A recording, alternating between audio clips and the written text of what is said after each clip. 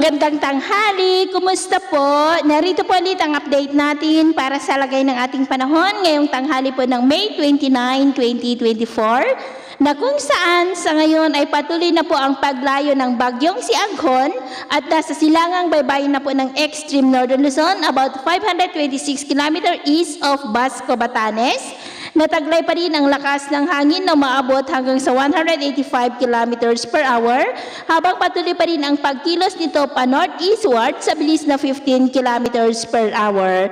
At bukas, tuluyan na po yan na makakalabas sa ating area of responsibility. Sa ngayon po ay wala nang masyadong direktang epekto dito sa ating bansa pero pinapalakas po nito ang habagat na magpapaulan naman dito sa ating bansa at anytime.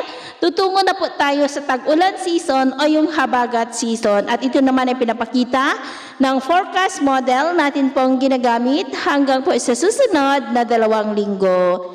At sa lagay po ng ating panahon, ngayong tanghali ay maayos ang panahon sa malaking bahagi ng ating bansa pero dahil sa mahinang daloy ng habagat o yung southwesterly wind flow ay maulap ang kalangitan with isolated rain sa ilang bahagi ng Ilocos Region, Cordillera, Metro Manila, ilang bahagi ng Central Luzon, Cavite, Mimaropa, Bicol Region, Western Visayas, ilang bahagi ng Central at Eastern Visayas, Zamboanga Peninsula, Sorsogon, ilang bahagi ng Davao at Northern Mindanao. At sa susunod po ng mga oras, mas maraming lugar na sa bansa ang makakaranas ng maulap na kalangitan with isolated rains dulot ng southwesterly wind, lalo na po sa kanlurang bahagi ng ating bansa. Ingat po tayo sa posibleng banta ng mga pagbaha at pagguho ng lupa dahil posible pong malalakas na ulan sa ilang bahagi.